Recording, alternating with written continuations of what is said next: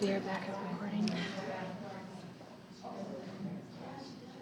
Sorry if you're like a little crowded by all of our tech gear here. Oh, no, no, no. I just don't want you to feel overwhelmed by all of it. All right. She said it's working perfectly. We'll give like a little 5 to 10 minute window. Thank you.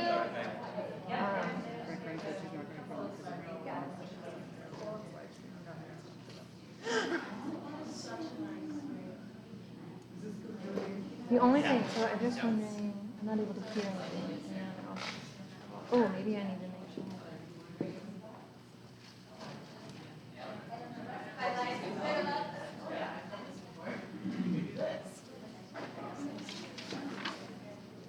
Hey Kelly, I just turned the settings on my phone, volume all the way up. Let us know if that did anything for you. I know. Oh, perfect. Great. Thanks, Kelly.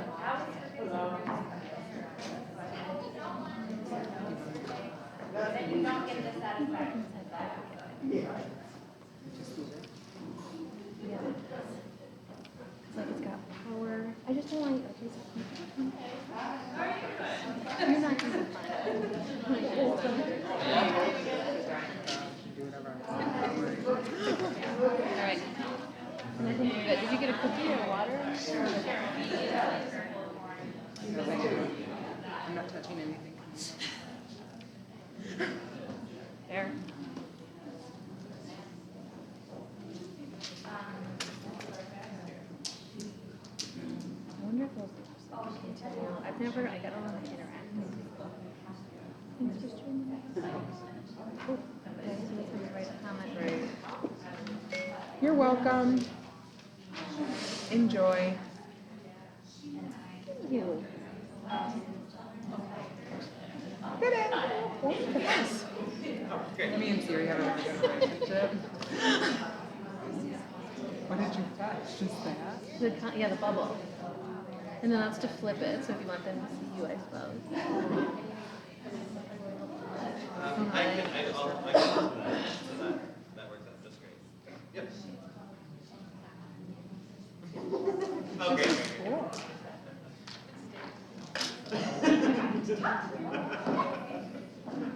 This is, I was joking because like social distancing was the phrase that the culture now.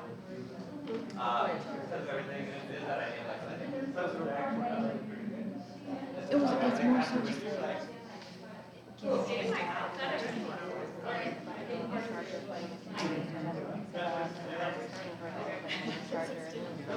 so it wasn't her apparently. I just need, but it doesn't.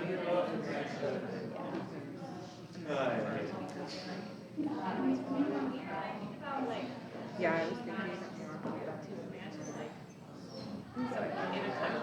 was thinking more. Well, the thing is like, yeah, I'm nervous. Yeah.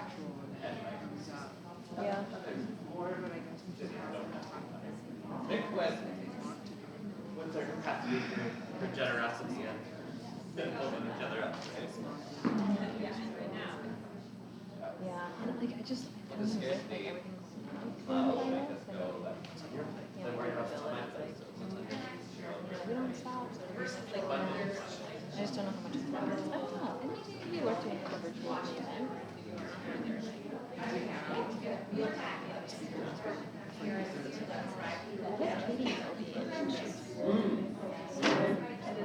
Yeah, she seems excited. You know, she like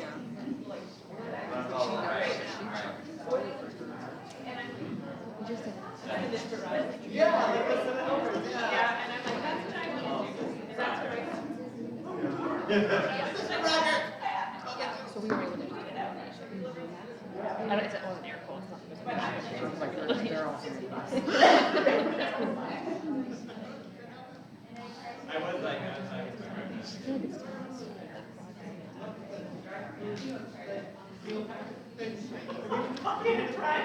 I've seen people like with like little like gallon buckets of like dried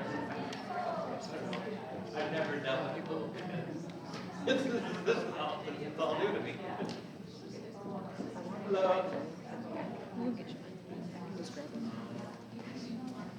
I was gonna get one for myself too. What's your place name? Did you want to correct it?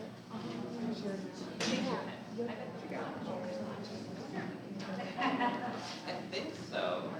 Are you able to see like how many viewers are on the?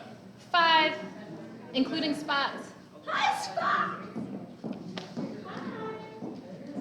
And people have commented already saying it's working great. Thank you so much for doing this. So, yep.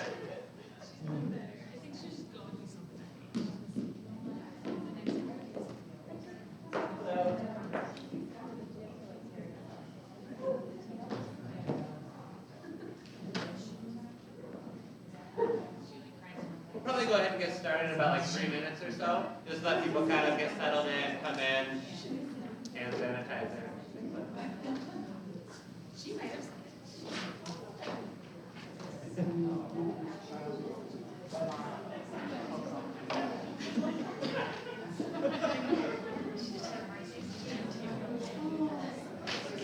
Right?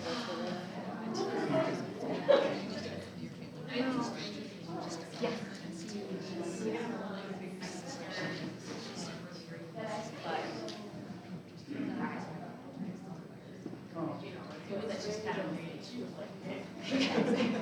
And Jason, I would probably say probably the microphone. Okay. Okay. You might get better. Cool.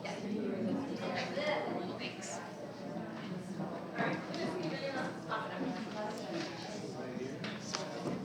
now front row is here. Really?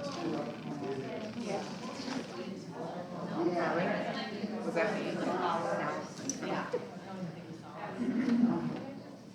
It's great.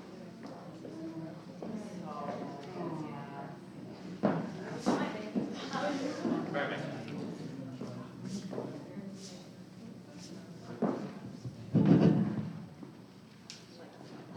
Hello! Is the sound okay? All right. Thank you all for coming. It's a very interesting time, and I'm glad that everyone's here and safe and using hand sanitizer and whatnot, so thank you. My name is Laura Bigelow. I'm on the Minneapolis ECFE Parent Council, and we are your sponsor tonight, putting this event on. I just wanted to remind everyone what the Parent Council does. I have some notes, if you cannot tell. So we're an organization that works to improve early childhood family education programming in the city of Minneapolis. We do this by having an annual preschool fair, by holding free educational speaker events like tonight, and also we also advocate for increased funding and awareness of early childhood and family educational programs. If you'd like to know more, you can either find me afterwards. There's some flyers out front for some fundraising opportunities. We're having like a garage sale coming up in the spring. Or you can go to our Facebook page, which is on the flyers. All right, so we're gonna get started here. I'm gonna introduce our speaker. Jason Buckland has over 15 years of experience working with LGBTQA youth advocacy. And Minneapolis Public Schools has been lucky enough to have him for the past 7 years. He oversees and develops their gender-inclusive policies and training. He's funny and charming and wonderful, and welcome to Jason. Thank you, everybody for being here. Everybody's feeling healthy, feeling good, right? Really, thank you for taking the time to come out tonight. We also have some guests on a Facebook live stream, so everybody say hi to our Facebook friends. Hey! So again, my name is Jason Buckland. I use he, him pronouns, and I'm the LGBTQ program coordinator with Minneapolis Public Schools, which is the Out for Good program. A couple things when I talk about the Out for Good program that I always like to mention up front is 2 kind of myths or ideas that get thought about when we hear that Minneapolis Public Schools has a program like this. One is that it's relatively new, is one of the ideas that's out there. And then the other one is that this is normally like a middle school, high school sort of endeavor. And so Minneapolis Public Schools has actually had this program since 1996. St. Paul Public Schools has the Out for Equity program, which is similar, which started in 1995. And when we started those back in the mid-90s, we were one of 6 school districts in the whole nation that had resources for including our LGBTQ students, families, and staff. And on one hand, it was kind of cool that between Minneapolis and St. Paul, we had like 1/3 of the nation's resources on this. And on the other hand, it was kind of terrible that between Minneapolis and St. Paul, we had 1/3 of the nation's resources on this, right? But over the last, I would say like 5 years especially, we've really seen school districts across the whole country look and see what can we do to really make sure that we're including our LGBTQ students, families, and staff. And I would say especially over the last 5 years, looking at our transgender and gender nonconforming students, and how do our systems work, what's our policies look like. And so if some of this feels new, that's okay, because for a lot of our systems and our institutions, it's relatively new, right? And we've been lucky to get to have, again, resources put towards this for a little while. So we've got to get some good experience inside of that. The other one is that this is, again, like a middle school, high school thing. We really see this as pre-K through 12. And so I'm really glad to be here with you all with the ECFE program. And sorry, I'm going to, small tangent. I'm noticing that the battery on my computer is about to die. And if you can help me out with that, plugging this in, we'll get back started here. There's a plug-in in there. Thank you so much. Okay, we really see this as pre-K all the way through 12. And we're going to spend some time, especially in the front part of our time together here today, looking and seeing how LGBT inclusion work is really gender equity work, and that impacts all of us. So we're going to spend some time with that. Then we're going to move to looking at some terminology and some words and that sort of thing. If you're familiar with the community, you know there seems to be new vocab all the time, right? But that's the nature of language. It changes, it moves, it evolves. So we'll kind of look at some different models for understanding that language. And then we'll look at different books, different practices that we encourage our teachers to have. And then really want to make sure that we open up some time for you as well, to make sure that if there's questions, if there's things that you're still seeking information on, that we have time to have those dialogues together too. Does that all sound good? Cool. Great. Because that was the plan, and we didn't have another plan. So I'm glad that we're good there. First thing I want to do, though, is I want to make sure we set up kind of our grounding assumptions, our grounding rules for how we're going to hold our space together from here till 8 o'clock. So the first thing, and these are oftentimes inside Minneapolis Public Schools when we're having equity-based conversations, these are the grounding assumptions we always like to kind of enter into the space. So a lot of the stuff you're hearing today is a lot of the stuff that our teachers and our educators are hearing inside of our buildings as well.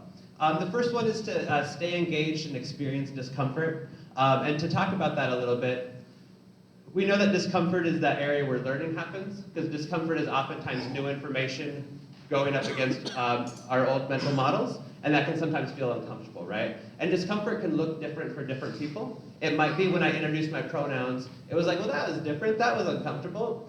That's a great place to start, right? So if that's your area of discomfort, lean into that, right? If this is a conversation you have all the time, you're like, you know what, I have a gender unicorn in my office, I bring it up at the dinner parties, I talk about it every day, then what's your area of discomfort? Is it how to advocate to school administrators about including LGBTQ identities inside school? Is it bringing it up to this conversation with neighbors, other parent groups, other areas that you may be interacting with in your life? What's that area of discomfort so that you can kind of get the most out of our time here together? The other one is to speak your truth.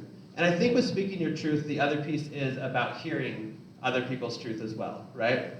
And then also you can monitor how much of your truth you want to speak, right? You might be like, you know what? It's, what time is it? 6:45.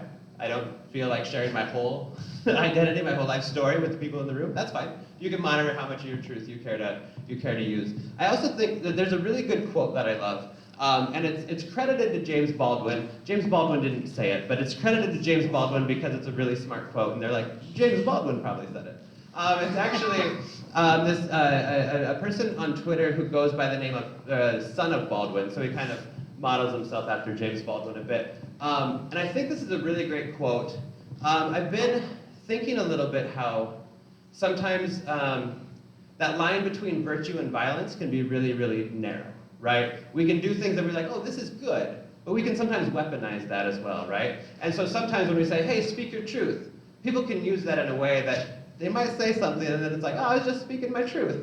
You know what I mean? So I think this is a really good litmus test for that. And also just what it is to be in a public school setting as well. And it says, we can disagree and still love each other unless your disagreement is rooted in my oppression and denial of my humanity and right to exist. I'm just gonna read that again because I really, really like it. We can disagree and still love each other unless your disagreement is rooted in my oppression and denial of my humanity and right to exist. So when I say speak your truth, I mean, with the exception of denying somebody's humanity and right to exist, right? The other one is to acknowledge that gender is a social construct, right? We can think about other parts of the world where gender is constructed differently. And then on top of that social construction, there's also a cultural lens too, right? And so my job in a public school setting is to not say, this is the good way to think about gender and this is the bad way to think about gender, right? But I want us to think for ourselves, do I have a fixed mindset about gender or do I have an open mindset about gender? Does the family, the student, the people I'm interacting with, do they have an open mindset about gender or do they have a fixed mindset about gender? Because then we're able to come together and have a different kind of conversation, right? So I want us to be thinking about that. Last thing, and we're going to move on here pretty soon, is to expect and accept non-closure. We're going to get a good little over an hour to hang out and have this conversation. It's going to open up a lot of stuff, hopefully, but not everything gets tied up in a nice, clean bow, right? And then commit to follow-up action. Hopefully you've all picked up the resource packets. There's a reason these trees have sacrificed themselves to be with you today, and that's so that you can take this information back and apply it to different facets of your life. I often will go to workshops or conferences or symposiums or things like that, and I'll be like, oh my gosh, I'm so excited, I'm gonna change the world. And then I go back to like my office and I start answering emails, and then the weekend happens, and then I come back to work on Monday, and I'm like, what was I gonna do to change the world, right? And so hopefully these resource packets can give you some of those guide points so that the conversation we have here today can be taken out of the room and applied elsewhere as well. All right. That's all the groundkeeping that we had to do. Does that feel good? We still good? Great. Okay. So first thing we're going to do is, oftentimes, again, inside equity conversations, it's like, oh, I'm going to learn about these people over there, and I'm going to learn about those people over there. But oftentimes we need to think about where we enter into this conversation first. And so there's a short commercial. It's a commercial from Always, and I'm not endorsing the brand, but I think they did a good job here. And you might have seen it. It just looks at that phrase, like a girl, right? And so I want to show this video briefly, just to get our minds keyed in and thinking about this conversation about gender. After this video, I'd invite you to talk to a conversation partner, and you can look at one of two questions, whichever one you kind of want to approach today. And the two questions are, what lessons did I learn about gender growing up? So that's a personal way to think about it. Or the other one is, how have I seen gender play out in my workplaces? Or how do I see gender play out in my own household? Right? So you're able to think about it from a personal space or a professional space. For our Facebook friends, we're going to show a short video, and I invite you to stick with us while we're having these conversations. If there's enough of you, feel free to have a conversation on the Facebook thread as well. So I'm going to pull up this video. We don't really have sound. We don't have a lot of sound. There are closed captionings on here, and it kind of works because this video is really about miming behavior. So we'll get to see that. The sound that you're missing is inspirational string music. So if you can just imagine inspirational string music behind it. I show this video sometimes at like 7:30 in the morning to educators, and we haven't put on our emotional armor yet. And it's like tears, tears, tears. But it's 6:45, and we probably put on a little bit more armor by now. All right, so we're gonna get this pulled up. And then again, after this video, I invite you to have those conversations. What lessons did you learn about gender growing up? Or how have you seen gender play out in different workplaces? And then we're gonna have those conversations in your groups. Then we're gonna kind of pull out into a collective conversation. And that feedback is gonna move us through the rest of our content here tonight.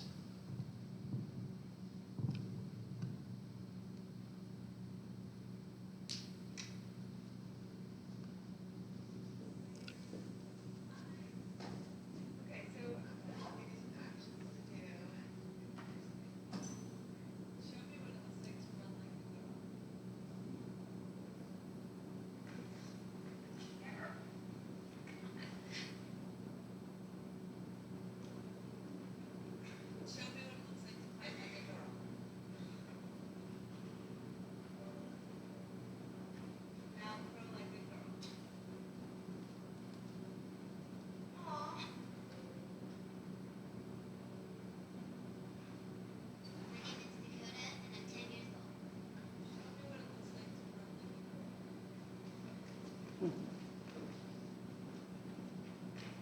like a girl. Fight like a girl. What does it mean to you? And I say, well, Best as you can. so do you think you just insulted your sister? Wow. Yeah, some good girls. Is like a girl a good thing? Actually, I don't know whatever if it's a bad thing or a good thing. It sounds like a bad thing. It sounds like you're trying to humiliate someone. So when Marilyn and Paul were A girl's confidence plummets during maturity. I think it definitely drops their self-confidence and really puts them down because during that time they're already trying to figure themselves out. And when somebody says you hit like a girl, it's like, well, what does that mean? Because they think they're a strong person. It's kind of like telling them that they're weak and they're not as good as. And what advice do you have to young girls who are told they grow like a girl, that girls like a girl? Keep doing it 'cause it's working. Somebody else says that running like a girl, or kicking like a girl, or shooting like a girl is something that you shouldn't be doing. That's their problem. Because if you're still scoring and you're still getting the ball all the time, you're still being first, you're doing it right. Doesn't matter what I say. Yes, I kick like a girl and I swim like a girl and I walk like a girl and I wake up in the morning like a girl because I am a girl. And that's not something that I should teach them. Something they do. That's what they should do. If I asked you to run like a girl now, you would run like a girl. Give you a chance to read it.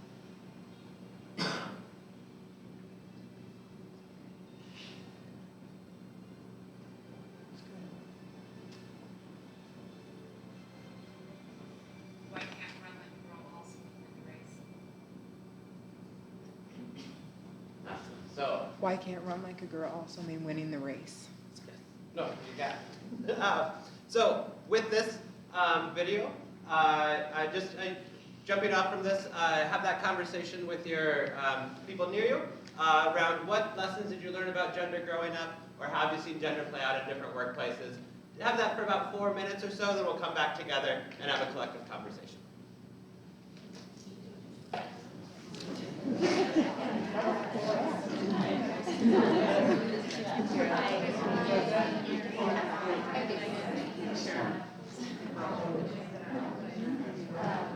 Really threw women down.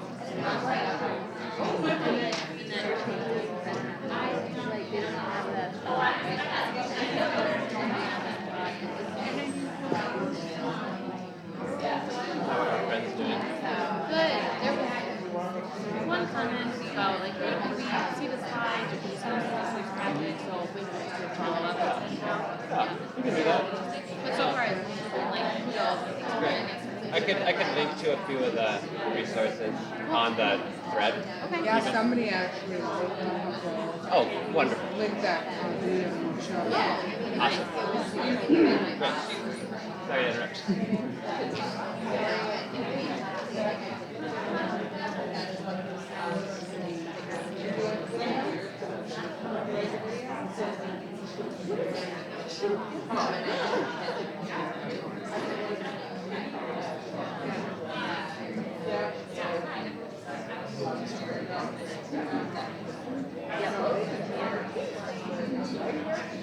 No, it's not.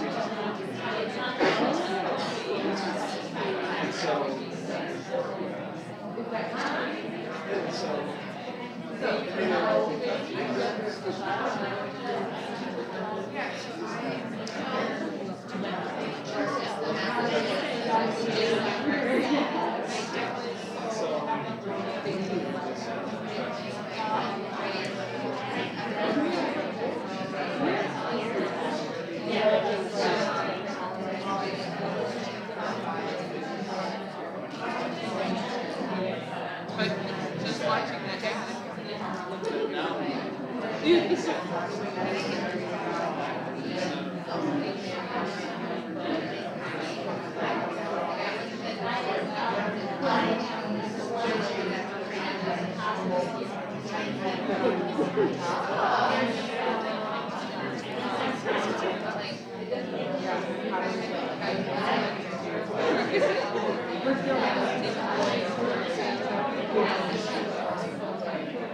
think about 2 more minutes.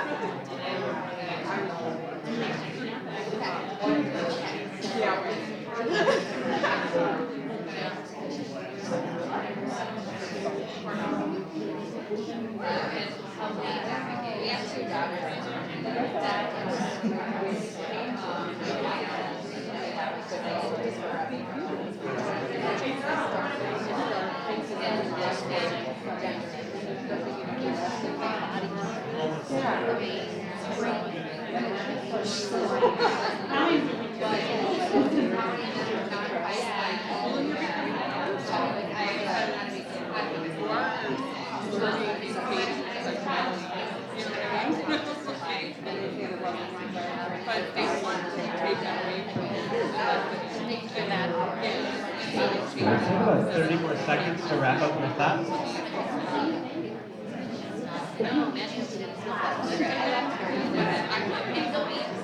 You know what I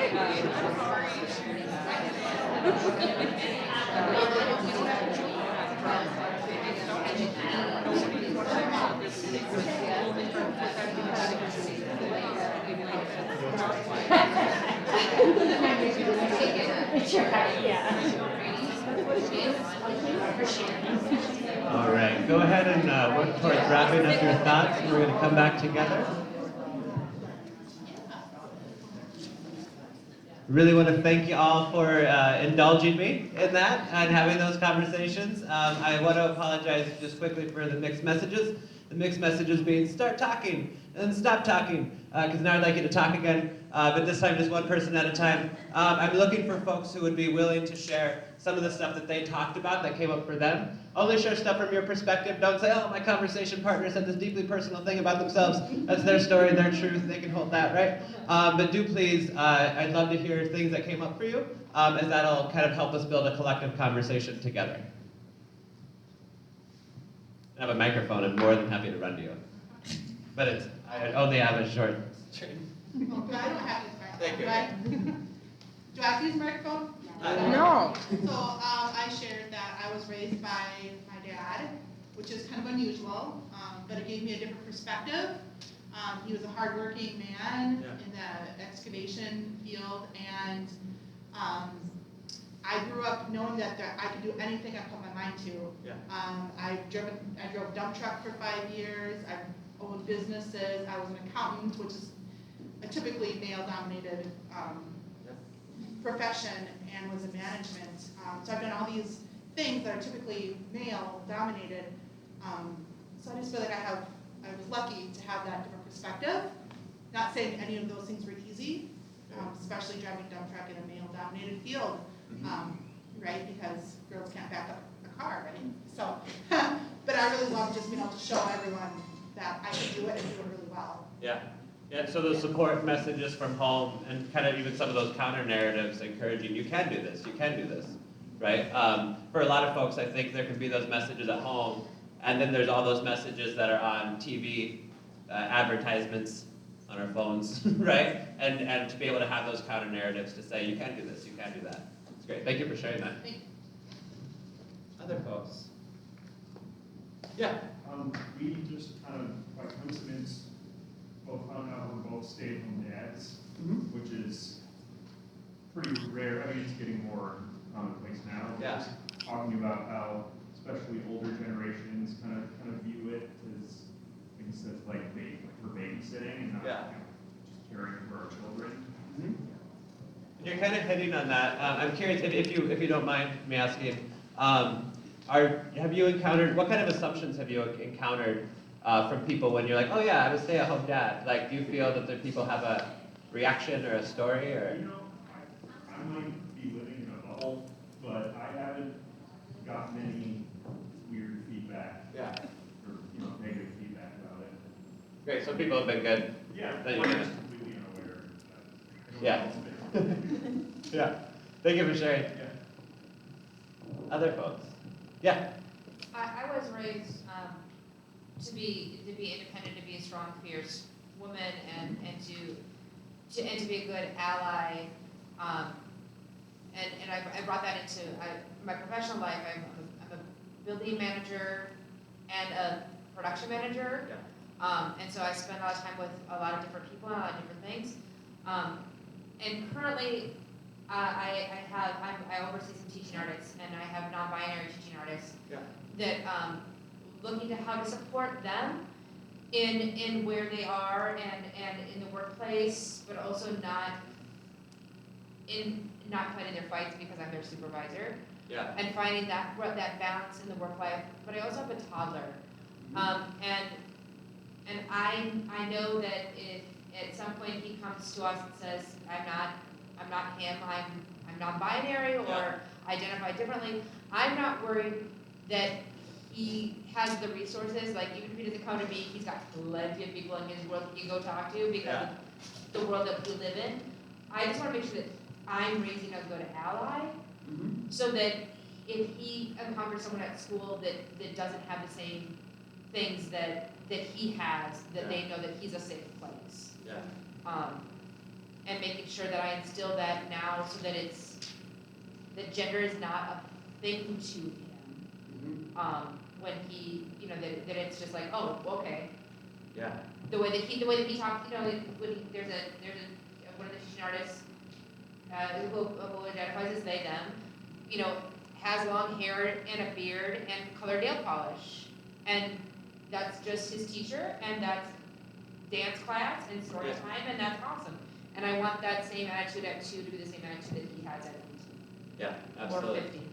Yeah, thank you so much for sharing that. There's such power. And one kind of theme I'm hearing throughout is just those power of narratives and representation, and especially being able to get those narratives and representation at a young age, how that sets you up later on to be able to, as you kind of said, like gender doesn't become the thing that is a blocking thing. You're able to actually get to the content, get to the thing you're looking to do.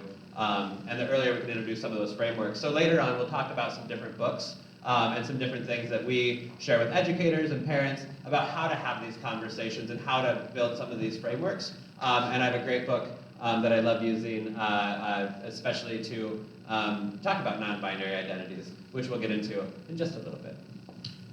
One or two more comments, one or two more things that came up for people that they'd like to share?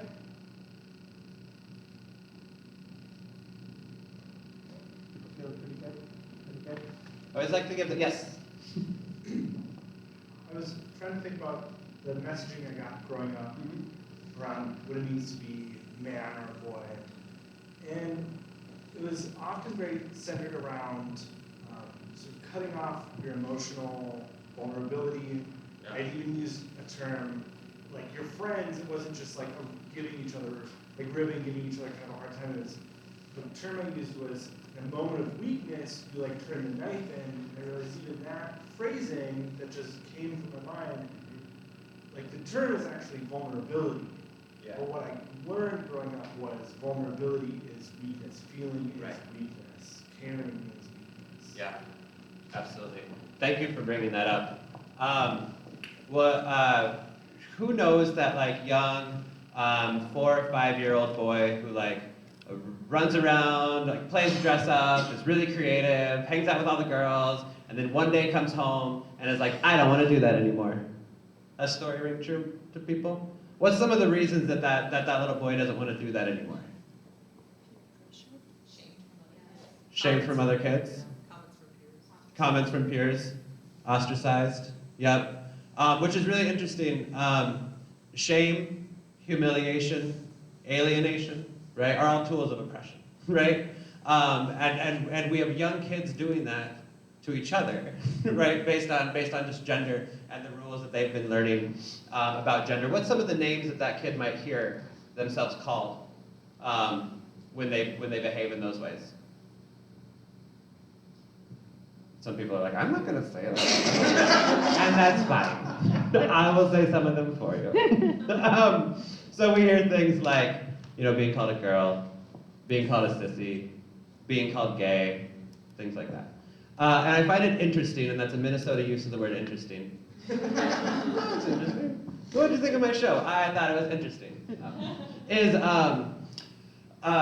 We oftentimes conflate gender and sexuality together, right? And so it's to attack a boy's presentation of their masculinity, we tend to attack their sexuality, right? So we call them gay when they're acting in a feminine way, right? So again, to attack masculinity, we oftentimes attack their sexuality to do that.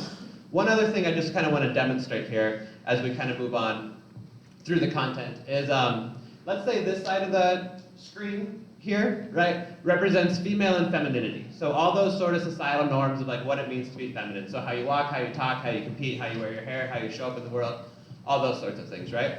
And then let's say this side of the screen represents male and masculinity. So how you walk, how you talk, how you compete, how you show up in the world, all that sort of good stuff. Let's say I was assigned female at birth. The doctor looks at me and goes, "It's a girl." And then there's like a gender reveal party, and the cake blows up, and it's pink, and somebody gets hurt, and they get sent to the hospital. I haven't been to a lot of gender reveal parties. I don't get invited to gender reveal parties, but I hear they're a thing. So anyway, assigned female at birth, and then as I get older, I start doing things that are considered more masculine, right? Tell me how far I can get to the other side of that screen, the masculine side, before society says stop. Stop, you've gone too far. Make sense? Yeah. Mm-hmm. All right, assigned female at birth, doing things that are masculine. Tell me when society will say stop. Stop. Yeah. What's interesting, and I don't have a very big vocabulary, so what's interesting is no matter what group I'm in front of, there's always just kind of this window, like right over here. So let's say I was assigned male at birth. The doctor says, "It's a boy," there's another gender reveal party, another cake blows up, another trip to the hospital.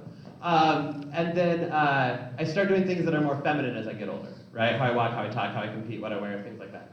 So assigned male at birth, doing things that are feminine, how far can I get to that side before society says, stop, stop, you've gone too far? Stop. Yeah.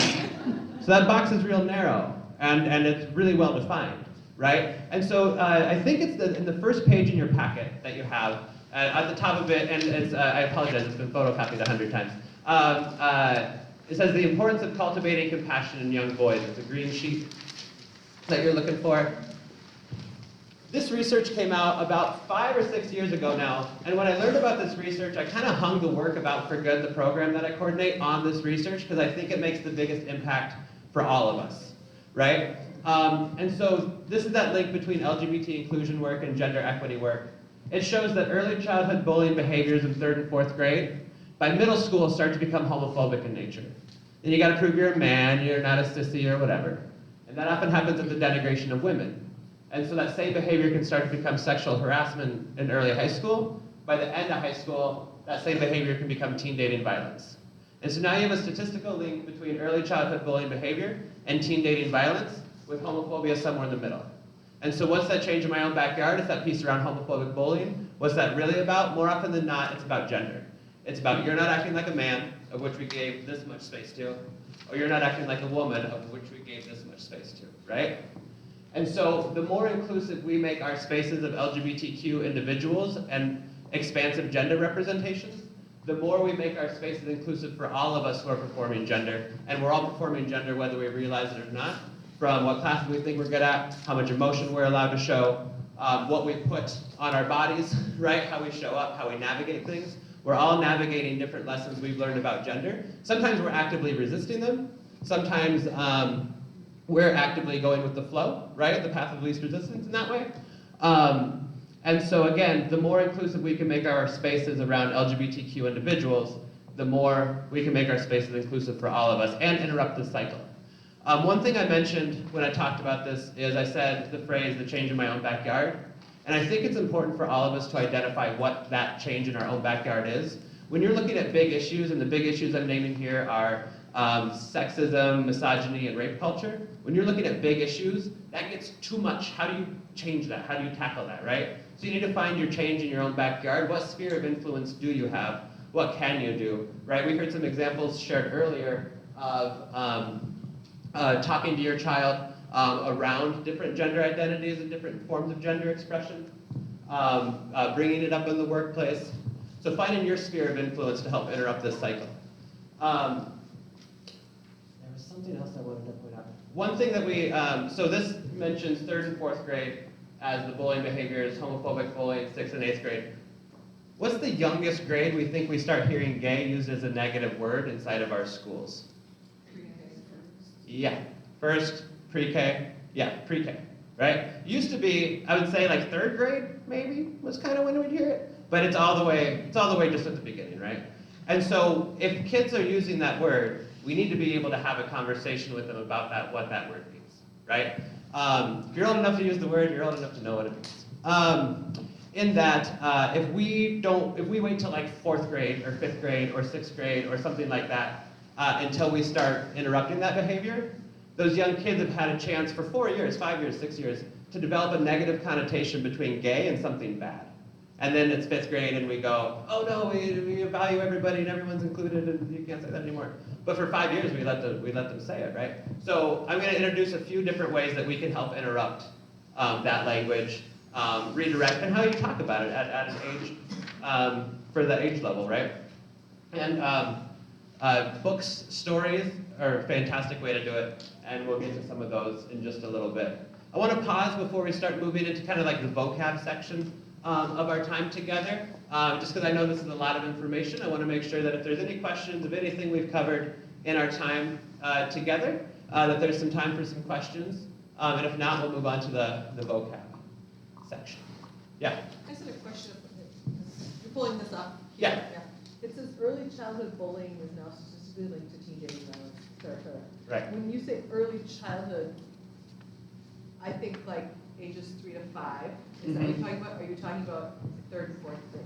Well, when this research came out, they framed it as 3rd and 4th grade early childhood bullying behaviors. Okay. So teasing, could be physical, could be verbal, could be exclusion, could be vandalism, like those sort of behaviors. Then they start to get a gendered component to them come middle school, right? But I think what I've been learning since this research came out is you can, this timeline sped up, right? Because we start getting homophobic bullying pretty early on, right? Which then leads again to that sexual harassment, to that teen dating violence. And we know it doesn't end at 12th grade, right? We know this goes into our workplaces, our lives, all those sorts of things, right? Thank you. Yeah, absolutely. Other questions, other thoughts? Anything from the... So Charmaine has a question Yeah. online. She's wondering if there's anything going on with young people's development at age 4 that makes this a particularly gender fluid time, or just more awareness of self at that age. So is there... There's been a couple comments about their children deciding which gender they're going to be at age 4. Yeah. And so she's wondering if there's a specific time, if there's a link between Yeah. that time. Couple pieces around like early kind of childhood identifying with gender is there historically hasn't been a lot of study on young childhood experience with gender, but there has been some recently, right? We're starting to get the research around that. And young child psychologists for young age groups show that child, whether or not they're transgender or gender fluid or gender nonconforming or cisgender, which means identifying with the sex you were assigned with at birth, they have the same connection to their gender identity regardless of how they identify. Does that make sense, what I said? And so I think we are seeing, one, folks having vocabulary and language, and then also young kids having the freedom to just explore all the different ways they want to show up in the world. And again, we talked about the phrase that shame, humiliation, alienation can be those kind of tools of oppression. For our children to just be able to naturally express themselves without worrying about label, without knowing is this male or female or what have you, and just being able to be themselves and explore those pieces, we're seeing more and more opportunities for that as well, right? And so, and you can check in if that kind of gets to the heart of the question or if that answers some of the question. Did that answer your question? We'll find out. This is my first time working with a live audience and a Facebook audience, so I appreciate you, Facebook, for sticking with us. It's throughout. actually Yeah. growing, so. I don't know, it sort of is related to that question, the idea of, at what point do most children sort of come to some understanding that stays consistent about their gender identity? Is that happening at puberty? Yeah. You know, is that something that if your 4-year-old says that you Yeah. can say like, oh, it might be, you know, at what point is there a consistency to Yeah. that choice? I'm not sure yet where like something like consistency, like what that trend or where that kind of hits the most of. I will say, in my experience with Minneapolis Public Schools, when I first started, there was a 5th grader who had transitioned over the summer, and was having lots of conversations with their parents. And at that time, and this was like 2012 or so, that was the youngest trans person that I had met and worked with. The following year, we had transgender kindergartners, 1st graders, 2nd graders, right? And they kind of became like my pace car, and that's the only sports reference I'm probably gonna make, but a pace car, we know what that is, right? It's a race thing. It sets the pace. It's a car. But their K-12 experience needs to be equitable throughout. So when that child who is a 1st grader moves to middle school, if they were able to use restrooms and have their name be used and their pronoun be used, and then they go to middle school and that's suddenly not the case, well, that doesn't make any sense, right? So their K-12 experience needs to be equitable throughout. So they kind of became my pace car in that way. So we're seeing younger and younger. I would encourage you as a resource, a good 12-minute documentary from CNN is called Raising Ryland. Ryland, R-Y-L-A-N-D. And it's about a young transgender kindergartner and his parents' kind of journey to understanding and acceptance. It's a really great documentary to watch because you really see things from their perspective, and way better to narrate their story than me, right? So sometimes it's really great to hear from young folks in that way. So Raising Ryland is a really great resource and documentary to check out, looking at specifically young kids who identify as transgender. Also, one thing to think about is kids have a really keen sense of gender early on. It's one of the first things we learn about, right? And so young kids, as we talked about earlier, will police each other on gender performance from a really young age, right? So there is a cognitive kind of understanding going on around what gender is according to society, right? All right, other questions? All right. If anything comes up, of course, just jump right in. We're going to move to the vocab section, and I promise you it'll be more fun than the vocab section sounds. So we had like L and G, and we had LGBT, and we had LGBTQ, we had LGBTIQQA. We have all the letters and numbers, and we're eventually going to get all the letters of the alphabet, but we're not quite there yet, but we'll get there. And sometimes folks will come up to me and they'll be like, oh, hey, Jason, I learned a new letter. And I'm like, that's great. But also that letter might change next year, right? Because again, that's what language does. It changes, it moves, it evolves to make sure that we're able to provide voice and shine a light on people who are often left out of our systems. So I want to introduce this model. Who's seen a model like this, the gender unicorn? It's on the top of your, perfect. So we have a lot of people who understand the gender unicorn, but we're going to revisit it just briefly. So instead of thinking about just that acronym, I want us to kind of break that mold out a little bit. A couple of reasons I want to break that mold is because also not every community or everybody responds to LGBTQ as a concept or as a language that's available to them, right? So this looks at it a little differently. Before we get there, just kind of something that I'm working on exploring to bring into the work a little bit more is this is a map of the world. You've seen it before, map of the world. But this map of the world, all those little dots, this is from PBS, shows all the countries that have historically recognized more than 2 genders throughout, right? What I find interesting is the only word available to me right now. What I find interesting is that the countries that have usually historically not recognized more than 2 genders are Europe, Russia, and China. I think about historically what our world powers have been, Europe, Russia, China, and how gender and power get connected together.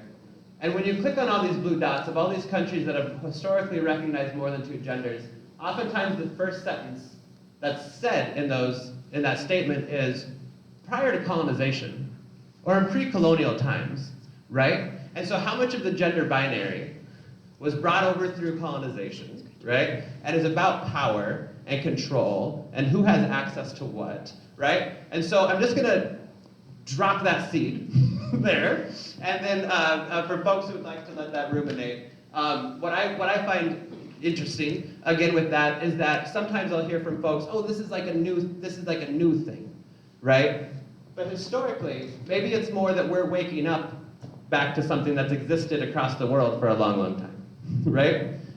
So I think that's just worth kind of looking at and thinking about there. So a model that breaks us out of that binary a little bit more is our good friend, the gender unicorn. A couple things I like about the gender unicorn. It's colorful. It features a smiling, happy unicorn. So a couple concepts, couple words I want to look at here. So the top 3 are what I want to focus on today, because that's about gender. So I'm going to start with sex assigned at birth, because that's oftentimes where we start our own journey around gender and things like that. So sex assigned at birth, oftentimes done, the doctor looks at your body, says female or male. Females tend to have XX chromosomes, males have XY chromosomes. There's a third category, intersex, that often doesn't get talked about, often doesn't get taught about. So there's XX, XY, and then there's a whole lot of other combinations that can happen when somebody's born. About 2% of the world's population has intersex characteristics. About 2% of the world's population is also redheaded. It's just as a way of what 2% of the world's population means when we say that. And so if you have a different pairing than just XX or just XY, that can influence how hormones are distributed through your body, and can also influence how your anatomy develops too. Sometimes people don't know they have intersex characteristics until puberty, when secondary sexual characteristics start to develop. So we want to look at that for sex assigned at birth. It's your anatomy, your chromosomes, your hormones, things like that. Gender identity, it's how you think about your gender. It's your psychological or your spiritual sense of your gender. This is how the chart works. Is we've got our little unicorn, the little rainbow symbol. They're thinking about the rainbow symbol, because gender identity is how you think about your gender, or how you identify in that way. Gender expression is how you communicate your gender. So when you saw that I was your presenter, whether you realized it or not, you were like, oh, our presenter's male. And how did you know that? I have my beard. All these clothes came from the men's department. However, they're colorful. I think they're fitted pretty nice. There's a nice pattern on them. Which is to say, like, I'm not like hyper masculine, right? Nobody's ever been like, hey, I'm shooting an action movie this weekend and I need a star. Right? And I think you're in, right? Which is fine. It's fine. I'm also not like androgynous, right? I'm just somewhat masculine.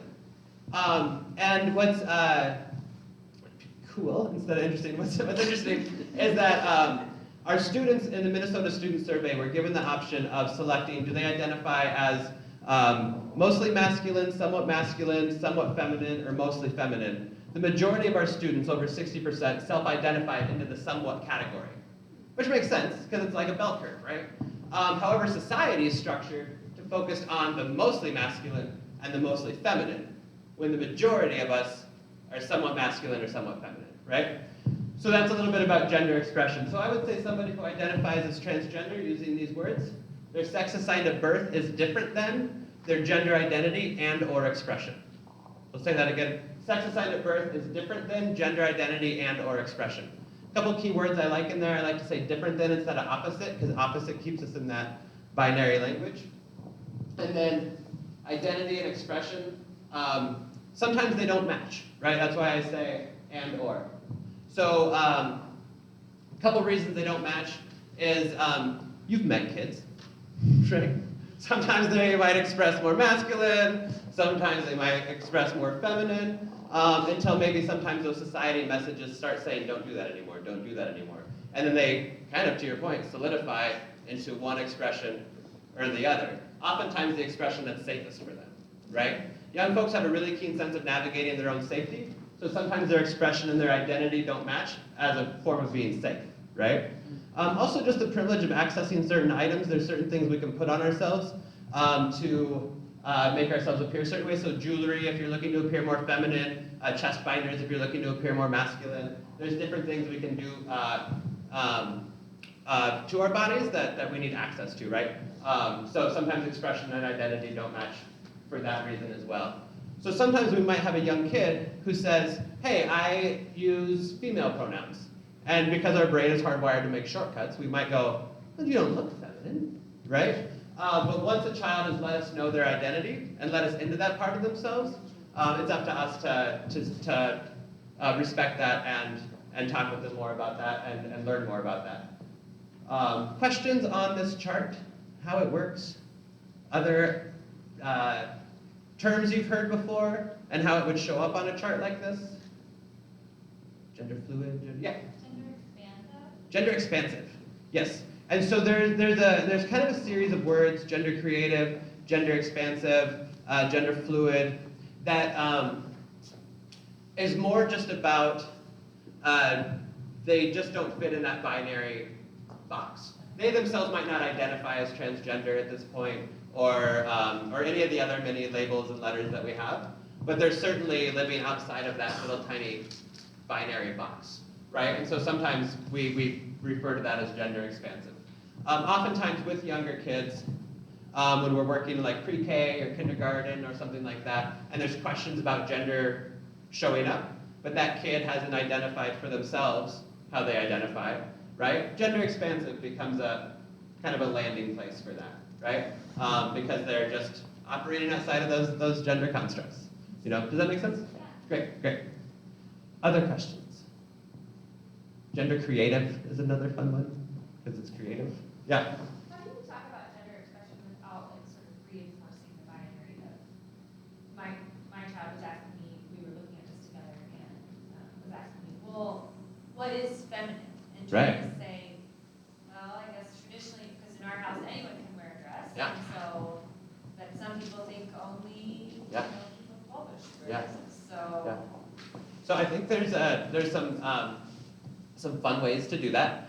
And I think a lot of this is just being inquisitive and asking questions and having those conversations with your kids, right? So you could ask like, hey, how have you seen, you just watched a TV show, or you just saw a commercial, or you just read a book, and you could ask them, hey, so what are kind of the norms? Like what are boys allowed to do, or what are girls allowed to do? And for a lot of them, like we could even go back to that like conversation around like crying, right? Like boys know by age 5 that you're not supposed to cry in public, right? Which is terrible. That's a hard thing to ask for. Anyway, and so if you say, oh, boys can't do this, and you can say, oh, can you think of any boys that do? And so you can just help them kind of get out of an either-or sort of mindset and be like, oh, girls can't do that. Like, oh, why is that? Have you seen girls that can do that? Well, I can do that. Does that make me not a girl? Right? So you can just have some of those conversations as one way to do that. I also think other great ways is, again, earlier we talked about gender is constructed differently all across the world. So masculinity looks different in other parts of the world, right? There's other countries where 2 men can hold hands walking down the street, have more ornate clothing, things like that, right? And so even just having them look at different ways that masculinity shows up is a way to show them the expansive version that doesn't reinforce quite as much that binary. So that'd be my offering in that question. Yeah. Anything else at the moment? Yeah. We have a child who's born with a vulva, but often communicates that their vulva is a penis, or they identify as a boy. And you know, when that happens, we say, "Oh, that's great," or Yeah. "Okay, that's wonderful," Yeah. whatever, non-judgmental, always sort of correcting. But there's this part of me like that is critical of like our culture and what it means to be someone who was born with a vulva, and like is our child already kind of identifying masculine male body as more powerful and wanting power and identifying that way. Does that make sense? Yeah. Yeah. Okay. So if I can say it back to make sure that I hear it. If our society elevates masculinity, then is there a desire to identify with that thing that's held up? Does that make sense? Did I say that right? Yeah. Yeah. Yep, yep. And so this is that time too that I really think counter narratives are really important, right? So how do we look through what stories we're reading at home, like how we're interacting with people. If something happens out in public, to like bring that up later and be like, oh, did you notice that thing? Like, what do you think about that? You know, and having those questions so that they can see female-bodied people who are in whether it's in power or in positions that we don't often see them associated in, just so that they can go, oh, I can do that and I can do that, right? Instead of, oh, I feel like that, does that mean automatically that I'm there, right? And so being able to provide a multitude of narratives. Semi-related, but again, about the importance of representation, is I had a group of third grade students. There was a third grade student who was kicked out of the girls' bathroom. She identified as female. She was assigned female at birth, but she had short hair. And so the students were like, you're a boy, get out of the bathroom, right? And I'm not gonna blame third graders for not understanding that women can show up in a multitude of ways, but I'm gonna wonder why we haven't shown them in our classrooms a multitude of ways that women can show up in the world, right? And so again, that representation so people can finally see themselves and go, oh, that's me, or that's me, right?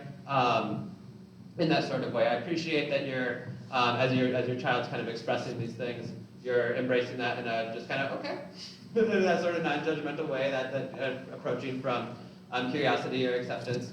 And then I think, again, adding representation is be kind of that first step to helping them see the many ways that women and men and everybody else can show up. Yeah?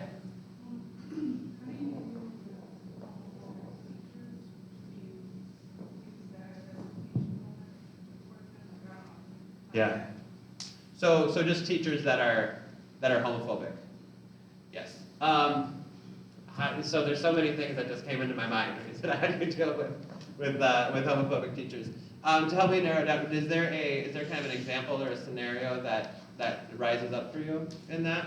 Yeah, I used to work at a middle school. There was a teacher that taught the after school programs, but it was dance.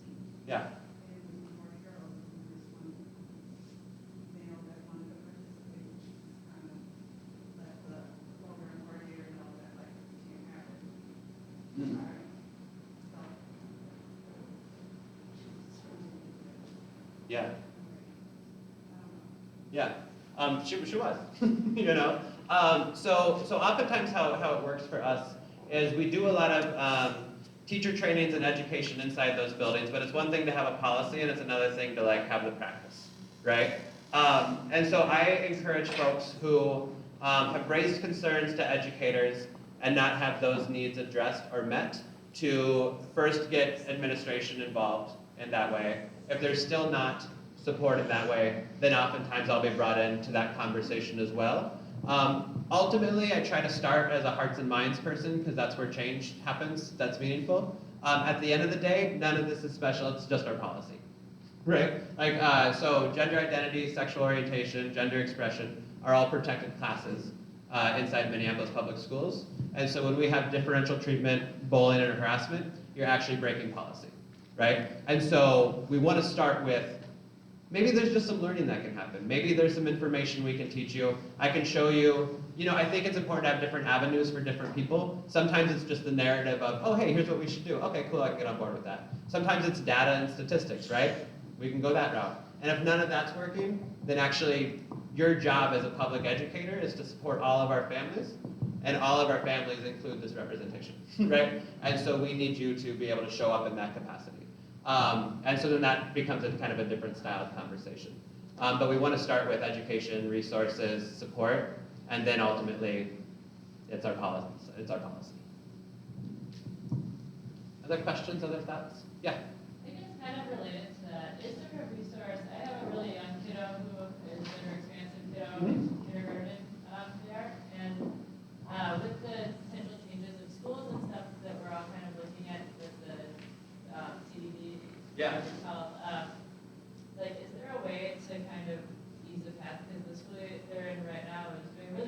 Great. been really supportive, but is there a way, if we look at changing schools, it really seems really like awful to kind of like have them have to really do all this advocating Yep. again, which I mean is maybe good practice for life, but Yeah. is there a resource that parents with kids that have, you know, these qualities that can kind of look to smooth that path?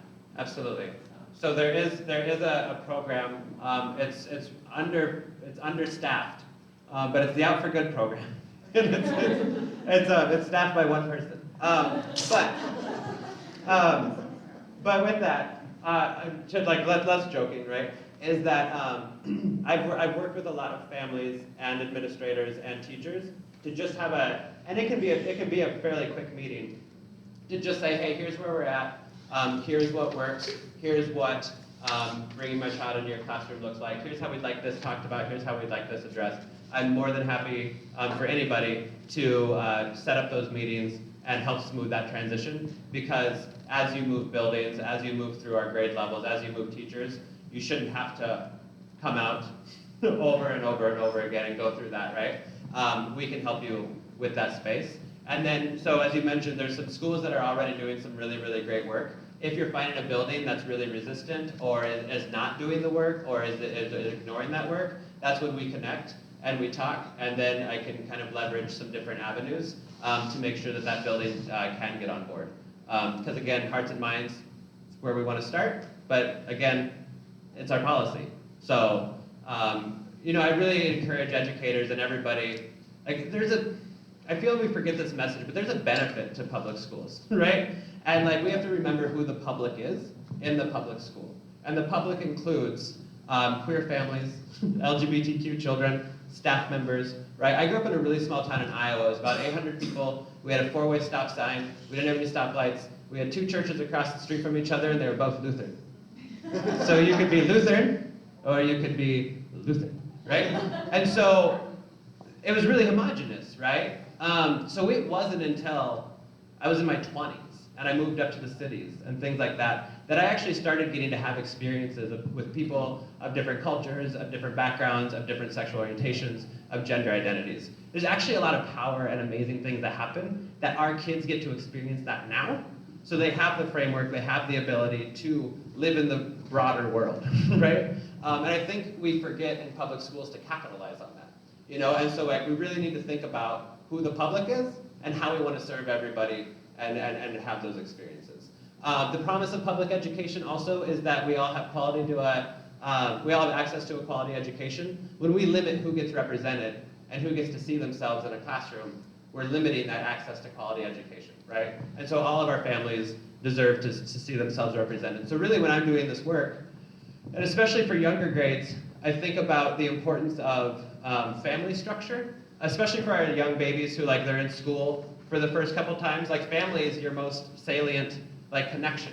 So if you don't see your family represented, like what is that telling you, right? And so when I advocate for family representation, I certainly advocate for same-sex couples, but also single-parent households, grandmothers who are raising kids, people who are living with an extended family. Like there's lots of ways that family looks, and we all deserve to get to see our family represented. So I always look for those opportunities as well. Other questions? I think we've moved to the question portion, which I'm cool with, because we got about 20 minutes left, and I want to make sure, since you came out tonight, that we're getting those questions met. If there's anybody, is anybody still with us on Facebook? Yes, we have one from Serene, I think. Is Yeah. there any work that has been done for gendered programs like GEMS or GUIS that includes, GUIS, G-U-I-S-E? Yes. That includes gender fluid options for the summer? Yes. So my encouragement inside gendered programs is don't. But I'm just one person, and they sometimes happen anyway. With gendered programs, one, I think it's important for anybody who's running those programs to be aware of what's their plan and how are they actively inclusive for transgender individuals. So that's one version of it. The other version is, I think, I've encouraged places and other schools as well. We sometimes get in a binary thought of either we need to have it be gendered or completely not gendered, right? And sometimes making a third option is a really great way to go. So if for some reason the building is gonna stick with a gendered sort of programming, make that third option that's open to anybody who wants to join them, right? And so then, because I'll tell you too, as a cisgender male whose expression isn't really hypermasculine, being in all male spaces in school was terrible. Like I hated it, right? And so regardless if it's about being transgender or gender fluid or gender nonconforming, like all gendered spaces don't always work for everybody, right? And there's some reasons that gendered spaces exist, right? And so how can we make that third option so that there can be co-ed spaces, and then anybody can opt into that, and that also prevents people from being outed if they don't want to be outed. They've just opted into the co-ed space, right? We do that with some field trip options, especially overnight field trips. We will sometimes set up a co-ed cabin, and then the only letter that goes home will say, your child's opted into being in a co-ed cabin. Do you sign off on that, right? And so we've navigated those spaces that way as well, so we're not outing anybody or doing anything like that. Yeah? One of the things I've been trying to figure out is, how do you navigate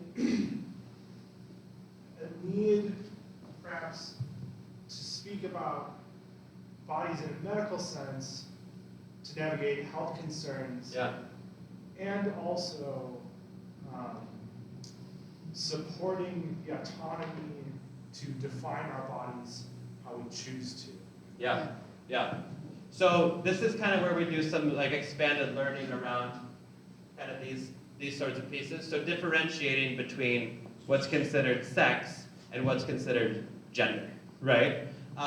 So kind of getting into that. Some of the language we heard a little bit earlier, which was, it might be like people with a vulva or people with a penis, right? Versus that's a boy thing, that's a girl thing, right? So there's some ways to still get to some of the medical biological pieces where you're able to talk about, hey, your body has this or has that. So this is something that's gonna come up for you.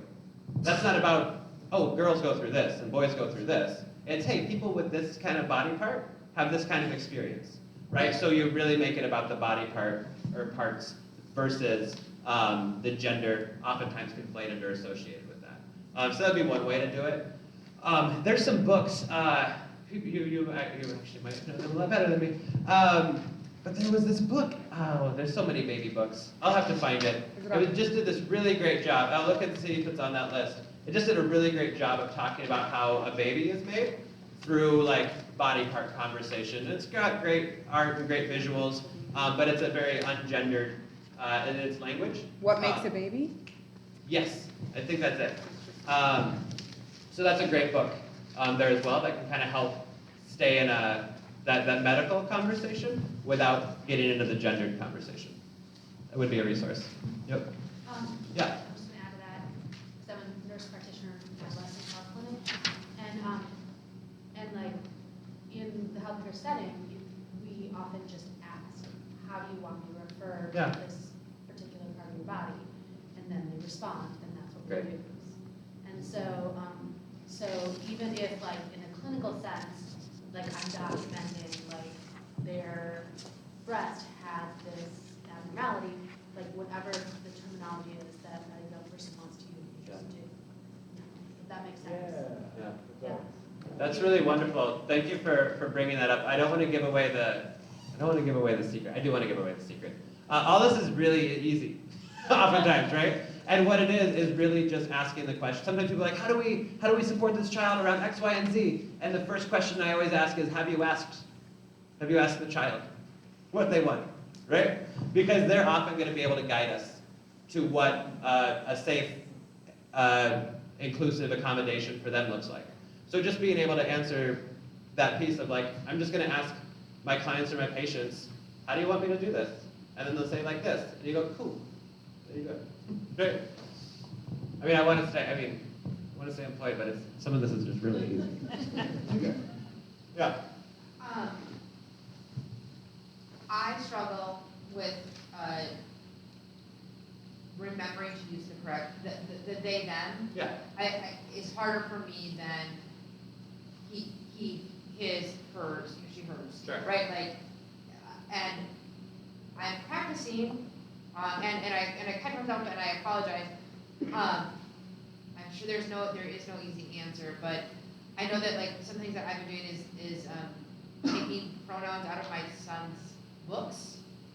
So if it's is obsessed with Little Blue Truck, I don't use he, him in Little Blue. I just say they, just to help train my brain. Yeah. But I'm looking for any additional hacks of Yes. telling my brain that that's not improper English. Gotcha. So how do we learn? I love that you're like practicing by being like, I can read this children's books without. Yeah. So I work in an elementary school now, but for the last 4 years I worked in middle school, and I struggled with that as well. How, because that doesn't typically roll off the tongue, because but I started to really think of that person as two people, because the they becomes so much more natural when you say they, because it's plural, right? So I would literally think of them as two people. They are they. And so that's what worked for me, rather than he or she. Sure. So being able to move kind of in that lane. One thing I'll just kind of reflection on that is oftentimes kind of in Western culture, transgender and trans identities are thought of as I'm going from male to female or female to male. A lot of indigenous communities had a phrase two-spirit, which actually meant I have both male and female energies, right? So it's kind of just an interesting reflection on that kind of hack, if you will. Another one I think about is we use they, them pronouns all the time for singular stuff. And so like, I don't get all my tricks from Facebook, but I get a lot of them. This is a meme that I saw. And it's just the idea of like, if you're working at a store and you're like, oh no, they left their phone. I hope they come back and they get their phone. They're really gonna miss their phone. Everybody loves their phone, right? Like we use they, them pronouns all the time, right? And I get that sometimes it can be tricky when there's like a face in front of you, you know? But there are often times that we do use they, them pronouns without even thinking about it. So knowing that. And then also, when you're in those interactions and you haven't quite got the pronouns down yet, always just trying to use a person's name. If you feel like you're going to misgender somebody or you don't know or how they identify, just defer into their name until you can kind of get that pronoun language in there as well. And then also, if you make a mistake, just simply acknowledge it and move on, right? No performative apologies needed. Not, oh my God, everybody stop. Everybody stop, I've misgendered somebody. I'm so sorry. Because maybe they're just like trying to learn math that day or something like that. They don't want to be the target of a giant apology. But it is important to just recognize and say, hey, I'm sorry, I did that. I'll get that better. Also, there's a book called The Guide to Using They, Them Pronouns. If you go to plug Moon Palace Books nearby, they've got great books just across the board. Y'all been to Moon Palace Books? Yeah. Shout out to Moon Palace Books because their selection is amazing. And they have, it's a quick and easy guide to using they, them pronouns. It's from a local author, and it's written in a graphic novel format. It's great. Yeah?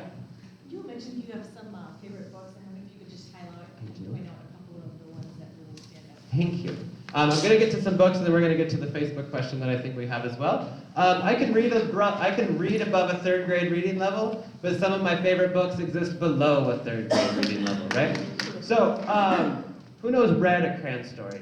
Yeah. It's about a little red crayon that only colors blue, and it like draws strawberry, and it draws a blueberry, and it like draws fire, and it draws water.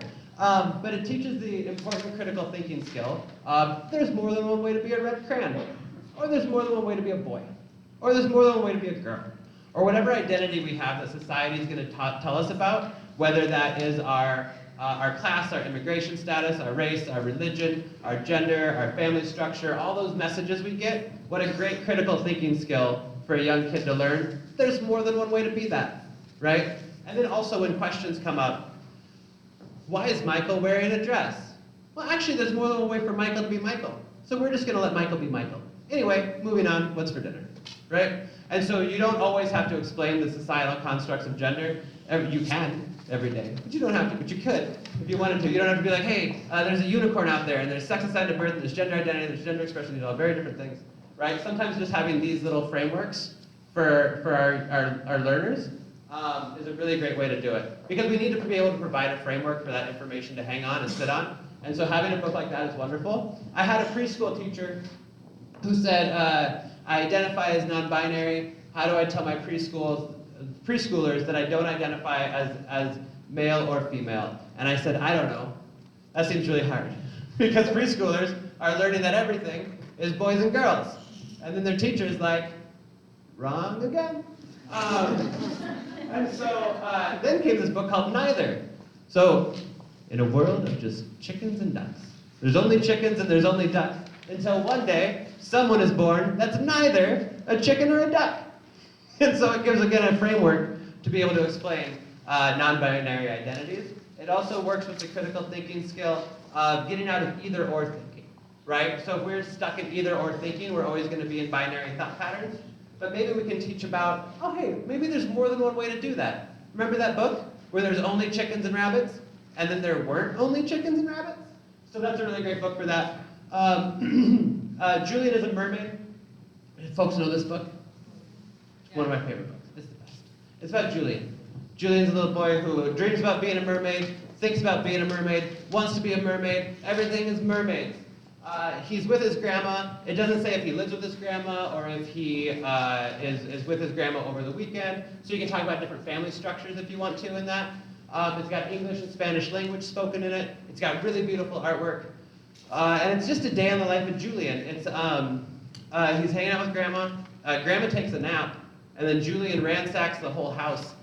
Gets the drapes to make a mermaid tail, gets the ferns to make some hair, and then grandma wakes up. And he thinks he's going to be in trouble. But spoiler alert, he's not, because grandma's pretty cool. Gives him a necklace to complete his outfit, and then takes him to a place kind of inspired by Carnival, where he sees lots of people dressed up like mermaids. Right? Which I love, because also, we know too that when marginalized communities start to get their stories told, it's often started in trauma, right? And this story is not, Julian was different than other boys. He was bullied and harassed by everybody, right? It's just, hey, here's Julian and his cool grandma. There's no dramatic tension, except for that little page about the necklace. There's no real rising action. It's just, hey, here's Julian, and isn't that fun? And then it teaches again, why is Michael wearing a dress? Well, hey, remember Julian and how Julian liked to wear all sorts of things? Well, maybe Michael's a lot like Julian. Anyway, what's for dinner, right? And so you're able to just have these frames of reference in those ways. So these are books that I really love. That I think do a great job of kind of providing those additional frameworks to have this conversation, in addition to your friendly neighborhood gender unicorn. Let me talk about this just one last time. The gender unicorn is, I used this, I had a 6th grade student who was like, will you tell me what I am? And I said, no, because again, that felt like a lot. But I could tell what they're looking for, right? They're looking for language. They're looking to know that they're included, that they're not alone in this, right?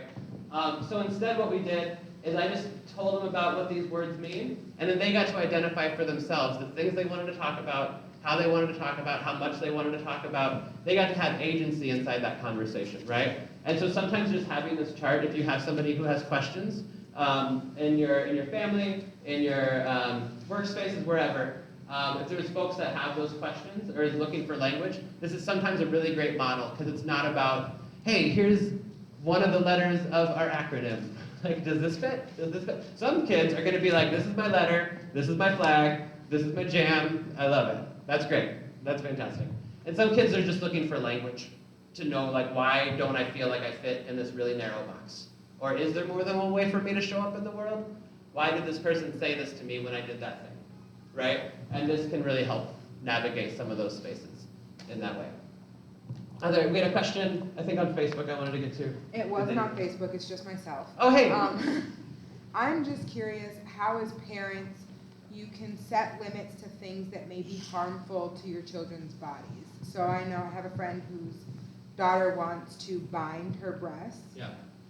Or he, I don't know right now. But They. And they, yes, as we were talking about. But how do you, this could possibly, like I've heard, there's a lot of conflicting information about whether that's harmful or positive just for the body. How do you set limitations And also let them know that they're loved and accepted and appreciated and that you're there for them. Yeah.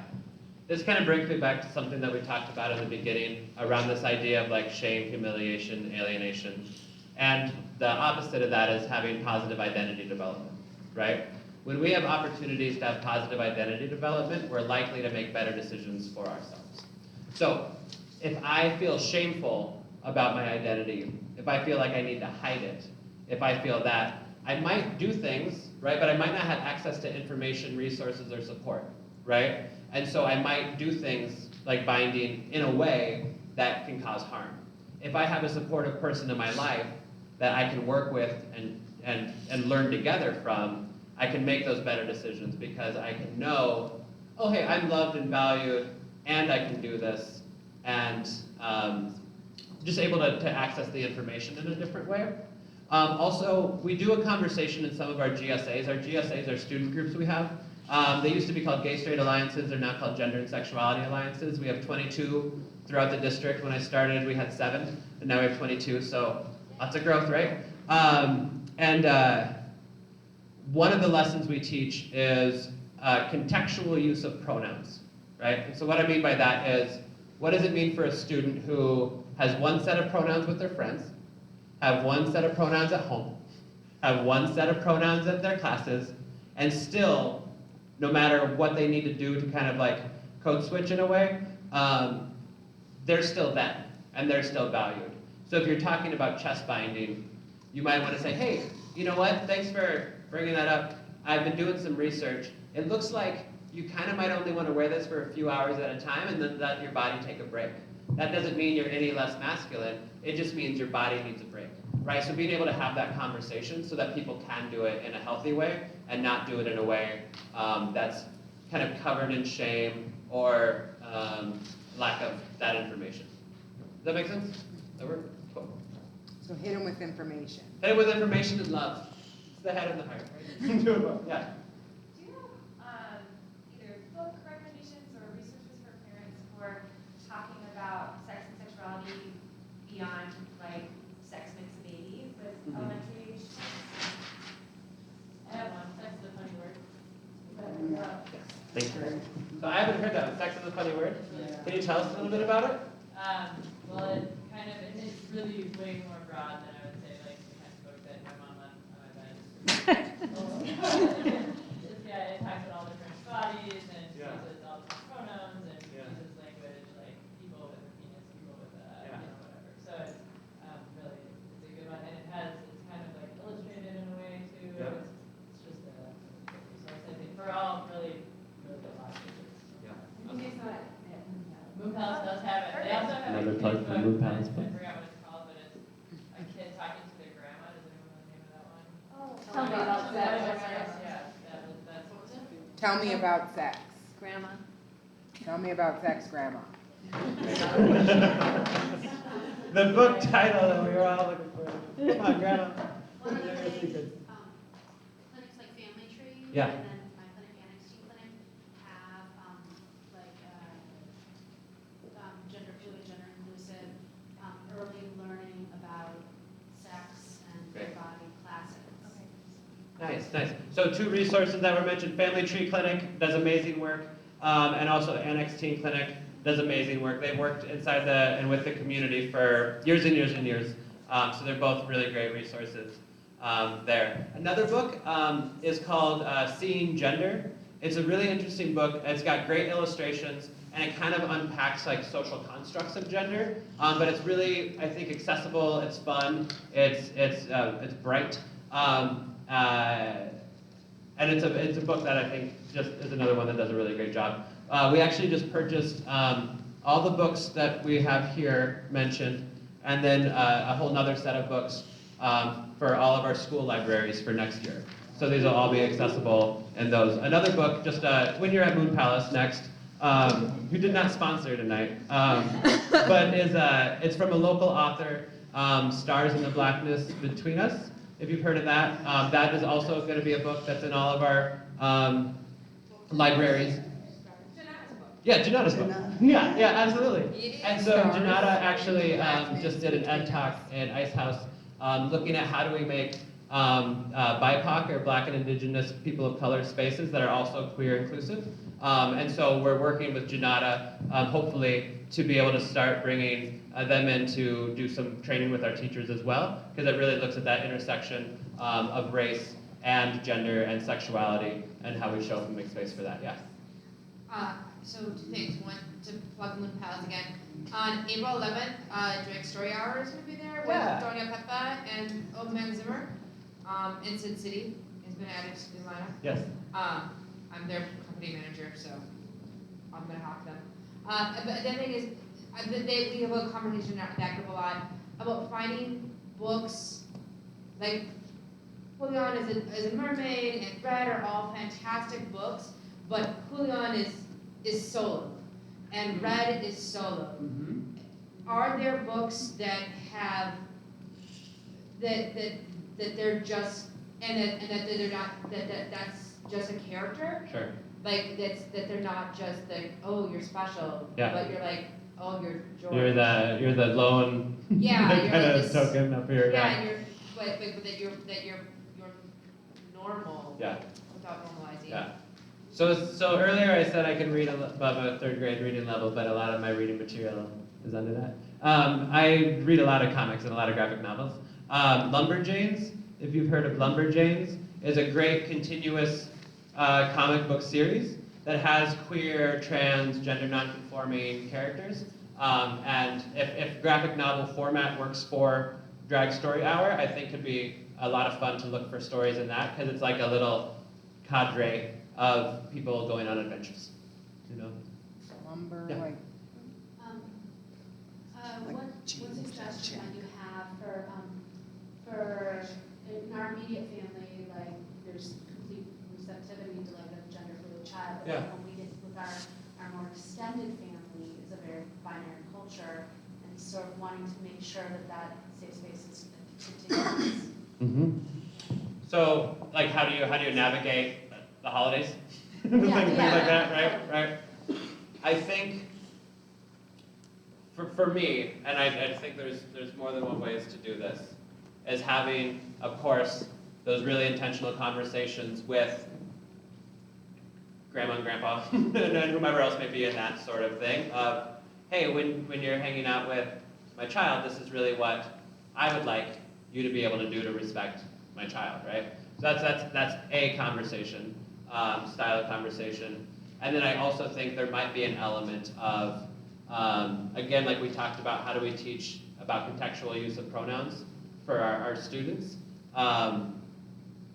Letting them know that if grandma misgenders you, one, that doesn't make it right, but know that that doesn't make you any less you, right? And just kind of coaching those skills of kind of some resiliency skills in a way, so that they can show up to the degree that they can. Allowing them space to advocate and process with you afterwards too, right? And so I think there's some of those dialogues on all fronts, right, that you can have to kind of prepare for that, or at least put some like tools in the tool belt of how to deal with it.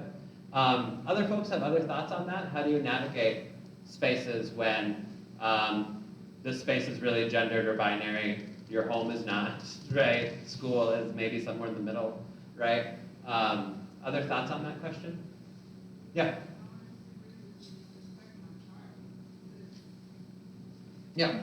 Yeah, absolutely. Right? And just naming what respect looks like, right? Ultimately, sometimes people ask me the question of like the Mr. So-and-so or Mrs. So-and-so like honorifics that we do. And when people don't like do those or use those.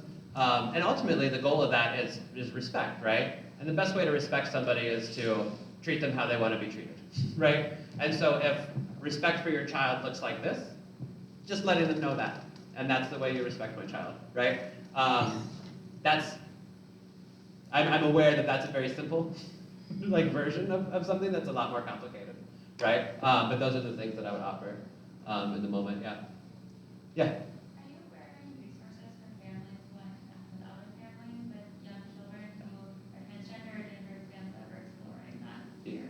Yep. One of our best resources, I think, and I'm just gonna say in the Midwest, if not the United States, is Transforming Families, which is located here in Minneapolis and was actually helped organized by a Minneapolis Public Schools parent. And so they have a lot of resources. They have meeting spaces, but also in the 6 years they've existed, the need has far out surpassed some of the funding around that as well, right? And so do check them out, but we also need to figure out a way that our resources aren't so scarce, right? Reclaim is another space that again also does really great work, but it's also, well, a lot of us are at capacity, right? Not at capacity, like do all that, right? But I'm hoping to see even more grow. Children's Hospital also opened up some gender, you actually might know better than me, some resources around gender. And so they have, I'm thinking they have classes and some other resources as well, so checking out the Children's Hospital as well. They've got some pieces too. But they don't start seeing kids till 12. Oh. I mean, they'll work with families. Gotcha. At least that's what I. Yes, I did not know that. Yeah. I just wanted to add to what you just asked. There's a group called Little Tigers. Yeah. And we've gone to a bake sale that Little Tigers hosted, and that was really great and really inclusive. We've been needing to get more involved with them, but it's like, I want to say it's like 8 and under kids that are gender fluid. What's that? Is there a website? Yeah, there's a Facebook group at least. They do have a website, but it doesn't seem like it's updated as regular as social media. And then there's also like, for kids that are older, there's like regular tigers, I think, just tigers. Yeah. But they seem really welcoming. Awesome. Thank you for bringing that up. We're gonna wrap up here a little bit because we've hit our time. I'll stick around afterwards if there's more questions. I just want to say a couple more things. You have 4 more minutes? Okay. So thank you all, by the way, for being here and just your attentiveness and being willing to engage in this conversation. One thing I want to mention is one of the dominant narratives, of course, as the trans communities gain more visibility, is a lot of those negative components. So things like homelessness, unemployment, incarceration, violence, suicide, a lot of those really negative stories we've heard, right? I don't want that narrative to be the single narrative that our children inherit, right? So I want to complicate that narrative a little bit. Without support, those things are true, right? Without support, 55% of LGBT or trans youth face housing problems. Without support, only 15% report good mental health, 75% suffer depression, 57% have attempted suicide or have suicidal ideation. With support, all those numbers change by 50 percentage points or more. And support can look like using names, using pronouns, having representation, knowing that they can talk to you.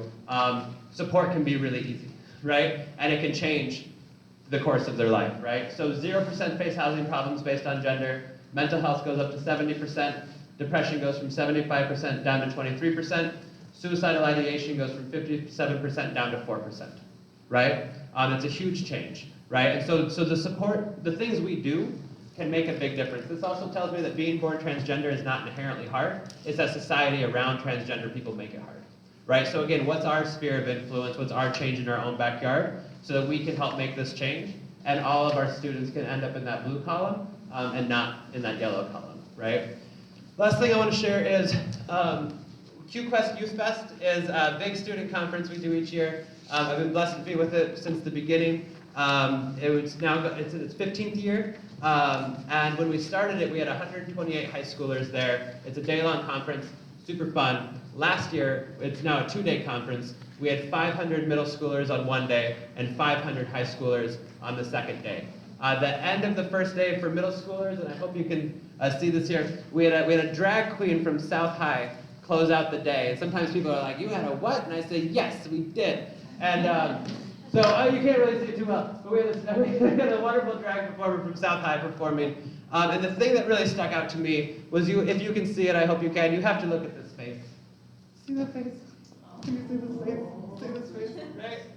And I had to step back for a moment, because again, I've been blessed to get to do this kind of work for about 15 years. but I took a step back and I was just like, all those negative things that queer and trans people may say over the course of their lives, maybe they're just gonna say that a little bit less. Because they got to have a day where they were celebrated, where they were valued, where they were cared for, where they were respected, where they knew that they mattered. And that's all it really takes, right? Equity work is about systems, it's about institutions, but it's also just letting our kids know that they're cared for, that they're valued, that their story matters, and that they get to see themselves represented. And that's little things we can do every day. We work with kids, right? So, I love this. It makes me always so happy to look at it. And also, these are our kids coming down the future. These are going to be in our workplaces. These are going to be in our schools. They're going to be running things. They're already running things a lot, quite a bit. But it makes me really excited for where we're headed and why this work is really still so important. Thank you all for being with me and all of us tonight. Thanks for washing your hands and coming out and doing all that good stuff and getting away from the news for just a little bit. I'll stick around if anybody has any additional questions. And again, thank you again for being with us. Jason, what was that event called? What was that event called? Two Quest? Q. Quest. There's a little half sheet for like feedback form. If you could fill it out and leave it on your chair, that would be great. There's also, we ask if you have any, there's a lot of wonderful people in the audience. If anybody is interested in doing a speaking event with the parent council, put your info on. And thank you. Purell on your way out.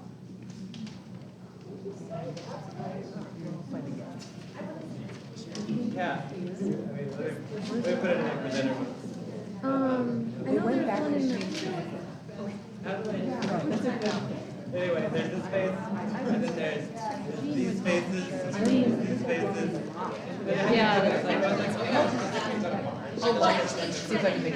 Thank you. Yeah, I'll go. I didn't go to the bathroom.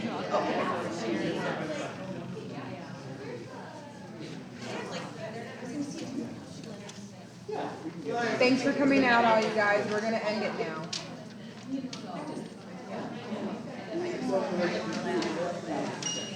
Yeah, be fun library. Yeah. Small government indeed.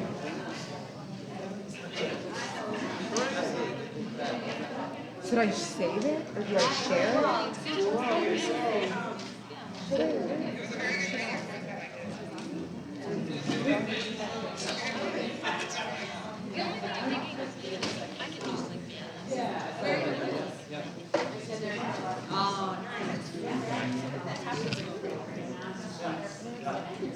It might be fun to kind of think about what the classes put at it, and then how do we bring in other community resources as well, so that they can see like It's a little more. and I'd love to be more than happy to partner with another.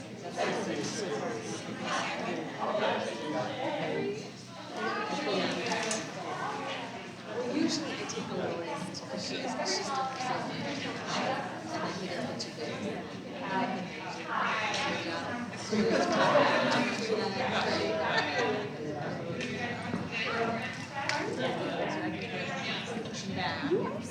Have a meltdown. but I don't know if I should post it or not.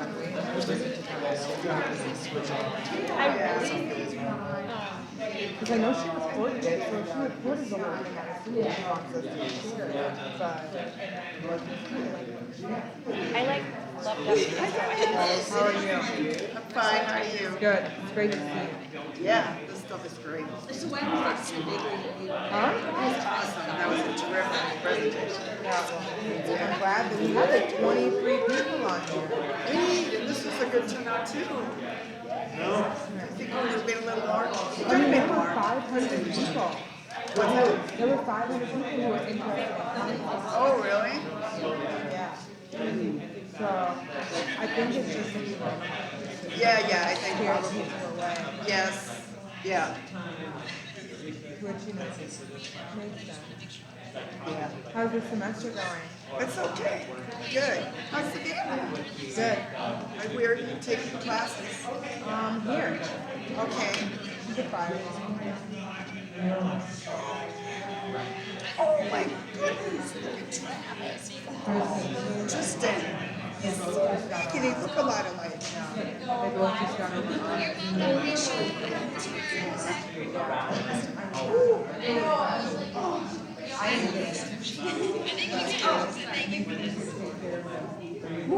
Yeah, for sure. Are you still doing baby yoga? I am, but I Yeah. Oh, because of the RSV? Type stuff.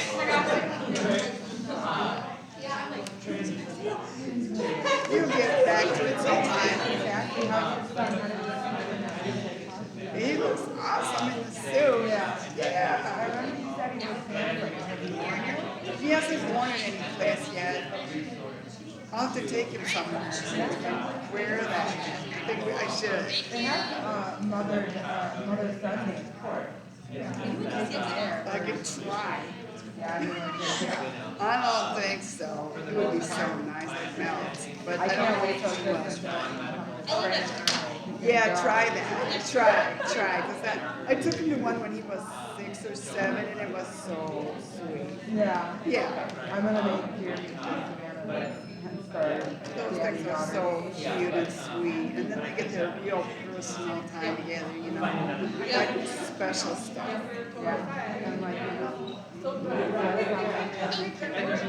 Yeah, right. Yeah, there's a first model. That's important. Man. Relationships go through too much crap without getting that. Right?